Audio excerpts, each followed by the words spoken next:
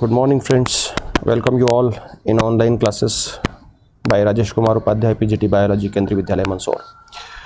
Friends, today we are going to take chapter number 8 of our NCERT science book. How do organisms reproduce? So, dear friends, you already discussed the process of reproduction in live processes. It is also reproduction is also a live process, including we can say digestion, nutrition, excretion, locomotion, and reproduction is also one of the important life process in living beings. So today we are going to discuss this important process of life process, we can say. In this chapter we are going to discuss this. Okay, let's start. So what is reproduction? What is reproduction? How do organisms reproduce? So organisms reproduce by the process of reproduction. Reproduction is the process of producing new individuals of the same kind. Yeah, we can say reproduction is a life process by which organisms produce their offsprings to maintain the continuity of their species. ये यहाँ पर लिखा हुआ नहीं है, मैं आपको बोल रहा हूँ, आप इसको मेरे वीडियो को पॉज करके इस डेफिनेशन को भी लिख सकते हैं. Reproduction is the process by which organisms reproduce their offsprings to maintain the continuity of their species. मैंने अभी बात की थी आपसे कि ये एक लाइफ प्रोसेस है, तो बिल्कुल ये लाइफ प्रोसेस तो है.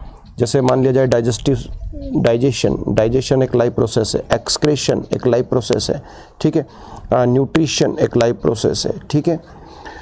तो आप देखें, और एक रिप्रोडक्शन भी एक लाइफ प्रोसेस है, रिप्रोडक्शन भी एक लाइफ प्रोसेस है. एक ऑर्गेनिज्म में अगर डाइजेशन, उसका डाइजेस्टिव सिस्टम खराब होता है या डाइजेस्टिव सिस्टम काम करना बंद कर देता है, ऑर्गेनिज्म की डेथ हो जाएगी. एक्सक्रेशन अगर ऑर्गेनिज्म एक्सक्रेटरी सिस्टम, उसका एक्सक्रेटरी सिस्टम सही तरीके से काम नहीं कर रहा है, उसके अंदर जो वेस्ट प्रोडक्ट बन रहे हैं वो एलिमिनेट ना हो बॉडी से, तो ऑर्गेनिज्म की डेथ हो सकती है, ठीक है. ऑर्गेनिजम्स को न्यूट्रिशन सही तरीके से नहीं मिले तो ऑर्गेनिज्म मेल न्यूट्रिशियस हो जाएगा और मेल न्यूट्रिशन की प्रॉब्लम हो जाएगी उसके अंदर और उसकी डेथ हो सकती है. लेकिन हम बात करें रिप्रोडक्शन की, कि ऑर्गेनिज्म अगर रिप्रोडक्शन नहीं करेगा तो वो मर जाएगा? बिल्कुल नहीं, बिल्कुल नहीं. This is the life process. But इस लाइफ प्रोसेस के ना होने से जो इंडिविजुअल है उसके ऊपर कोई इफेक्ट नहीं पड़ेगा. Individual as it is survive करेगा, ज़िंदा रहेगा, उसको कोई प्रॉब्लम नहीं आएगी. हाँ, हो सकता है ये डेफिनेटली उसकी न्यू जनरेशन नहीं आएगी, इससे उस इंडिविजुअल की अगली जनरेशन नहीं आएगी, ठीक है. But reproduction is a not as much as important process जैसे कि हम जैसे डाइजेशन, एक्सक्रेशन, न्यूट्रिशन या हम कंट्रोल एंड कोऑर्डिनेशन के बारे में बात कर लें, तो ये इतनी इम्पोर्टेंट प्रोसेस है कि अगर ये किसी ऑर्गेनिज्म में अगर बिल्कुल स्टॉप हो जाती है तो ऑर्गेनिज्म की भी डेथ हो जाएगी. लेकिन रिप्रोडक्शन यदि कोई ऑर्गेनिज्म रिप्रोडक्शन नहीं करता है, ठीक है, तो वो ऑर्गेनिज्म ज़िंदा रहेगा, वो ऑर्गेनिज्म उसकी डेथ नहीं होगी. तो this is the basic difference between all other life processes and reproduction. Reproduction is also life process, but whenever any organism not taking part in any kind of reproduction, organism can be survive and there will be no chance of death of this organism. But in case of digestion, excretion, nutrition, control and coordination, all these life process are very essential, and without these process organism can die. ठीक है,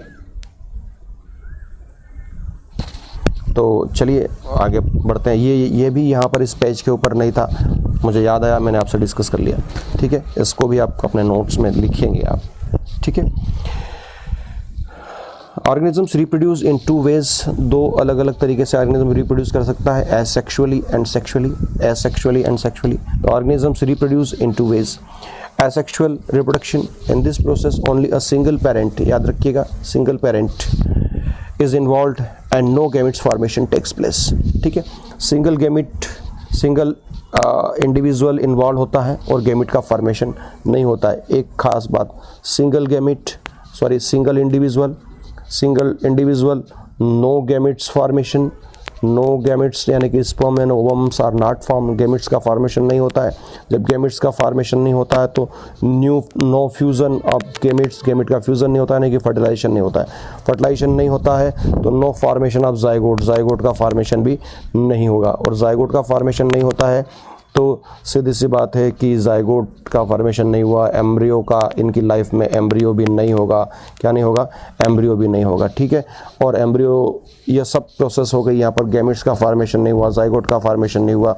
तो gametic formation और gametic fusion से क्या होता है कि दो अलग अलग कैरेक्टर, मैटरनल और पैटर्नल, मदर और फादर के कैरेक्टर्स आके इस जाइगोट में जाते हैं, यानी कि this is the first cell of life, इसमें ये कैरेक्टर्स जाते हैं। और ये जो जाइगोट होता है या जाइगोट से जो एम्ब्रियो बनेगा और एम्ब्रियो से जो ऑफस्प्रिंग बनेगा, जो बेबी बनेगा, उसमें वेरिएशंस आ जाते हैं। That particular individual is not quite similar to father, वो बिल्कुल फादर के सिमिलर 100% फादर की कॉपी नहीं होगा, 100% मदर की कॉपी नहीं होगा। उसके पास उन दोनों के कैरेक्टर्स होंगे, दोनों के कैरेक्टर्स का मिक्सचर होगा, and that is called as variation. इसी को हम क्या बोलते हैं? वेरिएशन। और उस वेरिएशन के कारण ही जो लगातार जनरेशन बाय जनरेशन जब वेरिएशन होता रहता है तो उसके कारण न्यू स्पीशीज़ आने के चांसेस होते हैं। तो यहाँ पर सेक्सुअल रिप्रोडक्शन में ऐसा कोई भी चांस नहीं है, क्योंकि यहाँ पर कोई गैमेट्स फॉर्मेशन नहीं होता है, कोई गैमेट का फ्यूज़न नहीं होता है, कोई रिकॉम्बिनेंट स्ट्रक्चर यानी कि जाइगोट नहीं बनता है, ठीक है। इसलिए यहाँ पर कोई वेरिएशंस नहीं आएंगे।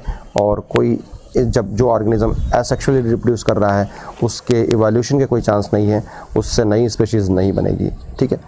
तो ये बहुत सारी बातें हैं, याद रखेंगे, वीडियो को पॉज करके नोट्स में लिखेंगे। Sexual reproduction in this process 2 parents are involved. यहाँ पर मैटरनल पैटर्नल यानी कि mother father, 2 individual male and female individuals will take part. Gametes का फॉर्मेशन होता है, स्पर्म का फॉर्मेशन होता है, ओवम का फॉर्मेशन होता है, फ्यूज़न होता है, जाइगोट बनता है, फर्टिलाइजेशन हुआ, जाइगोट बना, इस जाइगोट में दोनों के कैरेक्टर आ गए, मैटरनल पैटर्नल, इससे बनेगा एम्ब्रियो, ठीक है। ज़रूरी नहीं है सब में बने, एल्गी ऐसे ऑर्गेनिजम्स है जिनमें एम्ब्रियो नहीं बनता है, ठीक है। तो एम्ब्रियो बनेगा, एम्ब्रियो के बाद में ऑफस्प्रिंग बनेगा। This offspring will shows variations to this parents, इन पेरेंट्स से वेरिएशन शो करेगा। फिर इस ऑफस्प्रिंग से अगली जनरेशन जब आएगी सेक्सुअली रिप्रोड्यूस करेगा तो उसमें फिर वेरिएशन आएंगे, and this variations will be gradually transfer to the next generation. लगातार चेंज आते रहते हैं और उसके कारण ही नई स्पीशीज़ का इवोल्यूशन होता है। And this sexual reproduction is the most important factor behind the evolution of different species on the planet Earth, ठीक है। चलिए, तो काफ़ी कुछ हमने यहाँ पर डिस्कस कर लिया, आगे चलते हैं। Do organisms create exact copy of themselves? ये हमारी बुक में लिखा हुआ है, क्वेश्चन डायरेक्ट क्वेश्चन फॉर्म में इस टॉपिक को लिखा गया। तो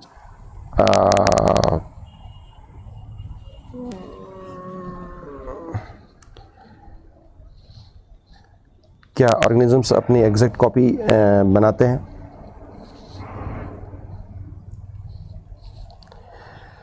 तो बिल्कुल ऐसा नहीं है कि ऑर्गेनिज्म अपनी एग्जैक्ट कॉपी बनाते हों। और ऑर्गेनिज्म अपनी एग्जैक्ट कॉपी सिर्फ किस में बनाएंगे? एसेक्सुअली रिप्रोडक्शन में। जब वो एसेक्सुअली रिप्रोड्यूस करेंगे, organisms can make their exact copy because of, क्योंकि अभी हम बात कर रहे थे, कोई वेरिएशन आता ही नहीं है उनमें, है ना, themselves. But it is impossible that all the organisms produce similar organisms in sexually reproducing organisms. जब वो सेक्सुअली रिप्रोड्यूस करते हैं तो एग्जैक्ट कॉपी नहीं बना दें।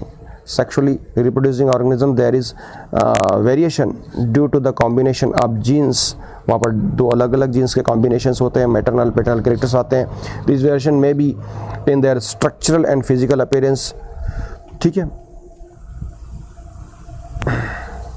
तो यहाँ पर इस क्वेश्चन का आंसर क्या लिखेंगे? Yes, when organism reproduce asexually then they create the exact copy of themselves, and no if the organisms reproduce sexually. If organisms going to reproduce sexually, the process is related to the mixing of we can say crossing over takes place। वहाँ crossing over होता है maternal और paternal characters के बीच में, जो हर individual के cell में maternal और पैटर्नल दोनों कैरेक्टर्स होते हैं। तो वहाँ पर मदर और फादर से दोनों से मैटरनल पैटर्नल दोनों से ये कैरेक्टर्स आएंगे, and they will transfer to the their gametes, और वो गैमेट्स का फ्यूज़न होगा तो जाइगोट बनेगा। उस जाइगोट में फादर से जो कैरेक्टर आए, यानी कि दादा दादी के कैरेक्टर फादर में थे, वो कैरेक्टर वहाँ पर आ जाएंगे। मदर से जो कैरेक्टर आए, यानी कि नाना नानी के जो कैरेक्टर्स थे, वो वहाँ पर आ जाएंगे। तो it will be this first cell is a combination of paternal side characters as well as maternal side characters, है ना। दोनों कैरेक्टर्स वहाँ पर आ जाएंगे और ये लगातार इस तरीके से चेंजेस होते रहेंगे।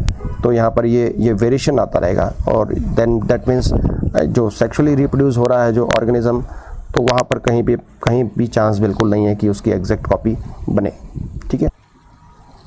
तो हम एसेक्सुअल रिप्रोडक्शन के बारे में बात कर रहे हैं। जब ऑर्गेनिज्म एसेक्सुअली रिप्रोड्यूस करता है तो पहली बात तो ये कि वो सिंगल पेरेंटल प्रोसेस है। आपको पहले से मालूम, single parental process, no gametes formation, no gametes formation, no gametic fusion, no gametic fusion यानी कि फर्टिलाइजेशन नहीं होता है, नो जाइगोट फॉर्मेशन, जाइगोट का फॉर्मेशन नहीं होता है, ठीक है, नो एम्ब्रियो फॉर्मेशन, एम्ब्रियो का फॉर्मेशन नहीं होता है, and the offspring is quite similar to the parents, offspring is quite similar to the parents, means no variation and there is no chance of evolution of new species. इसके बारे में हम पहले ही discuss कर चुके हैं।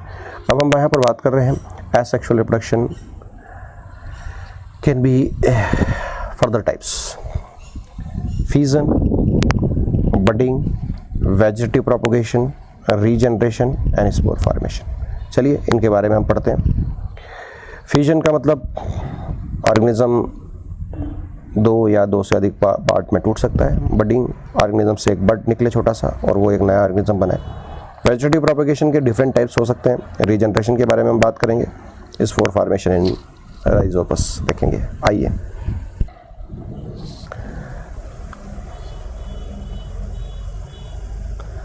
बाइनरी फिशन के बारे में बात करें। बाइनरी फिशन या फ्यूजन के बारे में बात करें। मैंने यहाँ पर ये फ्यूजन यहाँ लिखा है, fusion. This process takes place in unicellular organism and it is of two types. ये दो टाइप की हो सकती है। तो पहले हम बाइनरी फिशन के बारे में बात कर लें कि the organisms reproduce bye binary fission only when adequate amounts of food and moisture is available. कब करेगा वो बाइनरी फिशन? जब प्रॉपर मात्रा में उसके पास में फूड हो और मॉइस्चर अवेलेबल हो। In this the mother cell divide into two daughter cells each containing a nucleus and the example is amoeba divides by this binary fission। तो आप देखें कि this is the matured cell of amoeba। amoeba की जो matured cell है जिसको हम parent cell कहेंगे, this parent cell is going to take part in binary fission। इसके जब ये बाइनरी फिशन में पार्टिसिपेट करेगा तो जो इसके जो सूडोपोडिया थे, फॉल्स फीट थे, जिसके कारण ये लोकोमोशन और फूड को कैप्चर करता था, वो मिनिमाइज हो जाएंगे। सेल थोड़ी सी राउंडेड स्ट्रक्चर में आने लगेगी, इरेगुलर टू राउंडेड स्ट्रक्चर में आएगी। उसके बाद में कैरियोकाइनेसिस की प्रोसेस होगी। क्या होगी? कैरियोकाइनेसिस। यहाँ बिल्कुल यहाँ पर लिखिएगा, कैरियोकाइनेसिस टेक्स प्लेस। तो कैरियोकाइनेसिस का मतलब डिवीजन ऑफ न्यूक्लियस, न्यूक्लियस का डिवीजन यहाँ पर होना शुरू हो गया। And here the process of karyokinesis completed. यहाँ लिखिएगा आप, कैरियोकाइनेसिस कंप्लीटेड टेक्स प्लेस।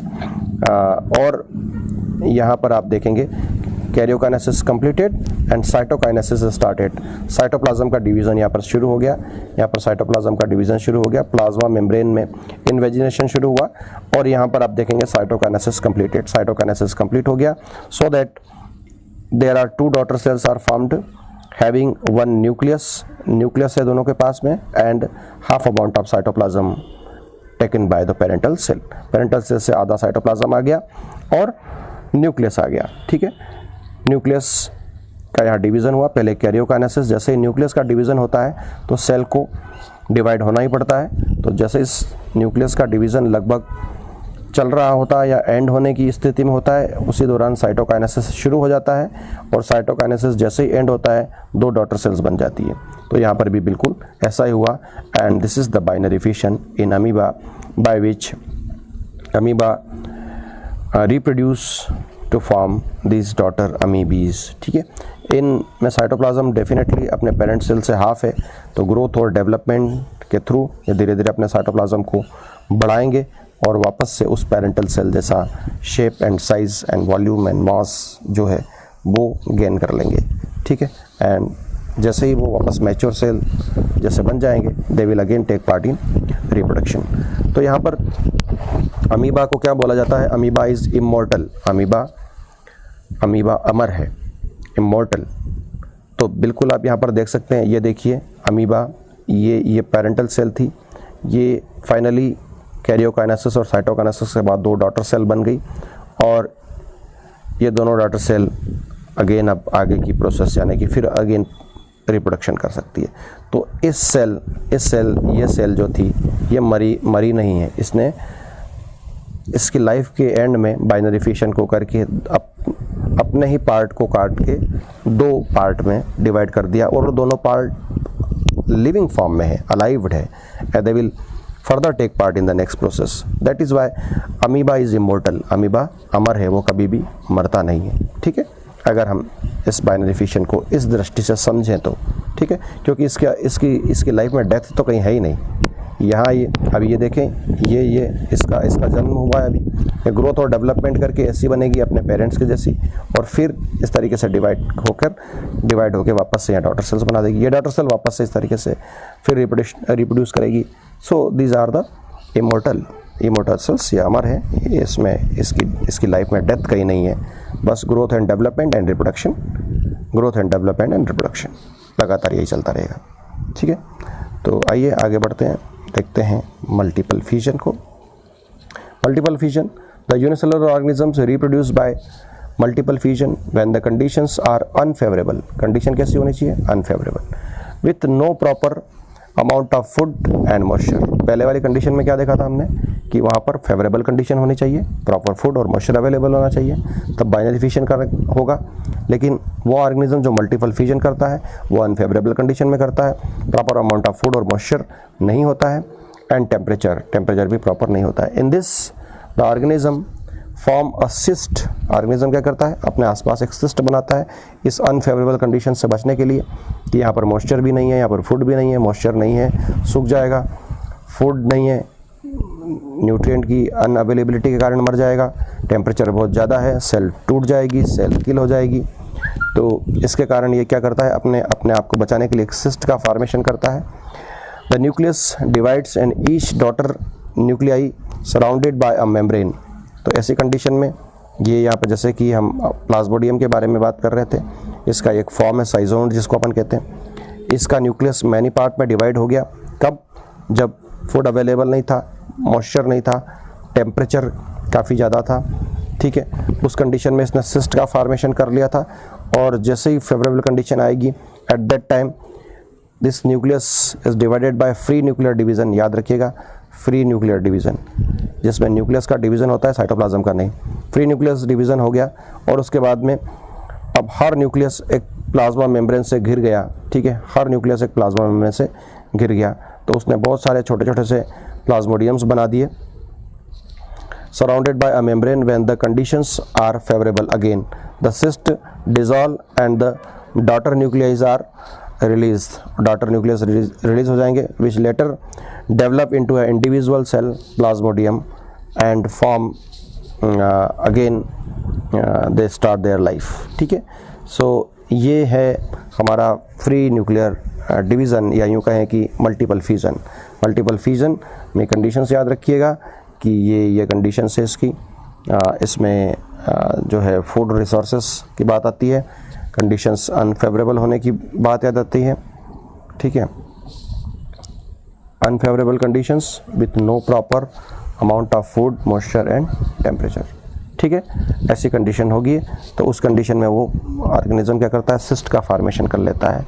ठीक है, एंड उसके बाद में अपने न्यूक्लियस को कई बार तोड़ देता है और उनको मेम्ब्रेन से सराउंड कर देता है, और जैसे कंडीशन अच्छी आती है, वापस से फेवरेबल कंडीशन आती है, जब फूड, मॉइस्चर, टेम्परेचर सब अवेलेबल होगा, ऐसी कंडीशन में ये इस सिस्ट को तोड़ के सारी जो सेल्स होती है वो बाहर निकल जाती है, और each and every cell will be considered as a plasmodium. इसको क्या बोलेंगे? प्लाज्मोडियम बोलेंगे। ठीक,